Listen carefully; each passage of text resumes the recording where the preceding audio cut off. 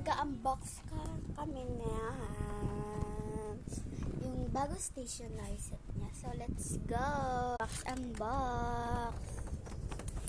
Yarn! Hi guys! So, nag-unbox kami ng new toys ko galing sa tita ko dahil nagtapos na ako sa birthday ko. I'm 6 na! 7 pala siya nga. Push it ako. Ayun! Na! So, ito yung razor ko. Ayan. Wait, patingin. Ayan, color purple. Napukita ko ng pungkol ko. Tapos guys, yung 6 pencils ko na Kuromi. Wait lang. Ako na. Ako yung Mika Adiyan na to. Ito guys. Diba, Kuromi talaga siya. May Tapos, ang dami niyang colors. Pencil color, tapos crayons and markers. Diba ang dami?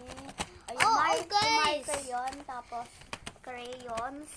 yes. And, Ito ay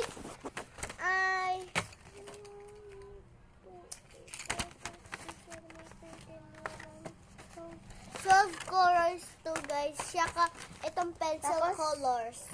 ito yung pinagsusulat niya, guys. Okay, next page na tayo. Magsusulat na tayo.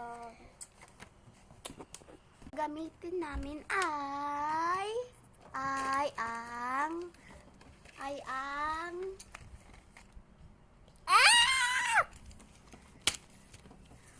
Ang pencil colors ko guys. Colors pa.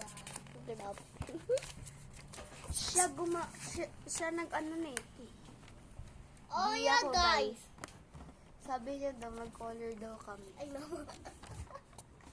Mag-color siya, tapos nag-color kami. Wala ko siya. Ano yun? Sa Panini guys. So, bye guys. Bye guys. Bye. Bye guys. Bye guys. Ang pangbango. Bye bye.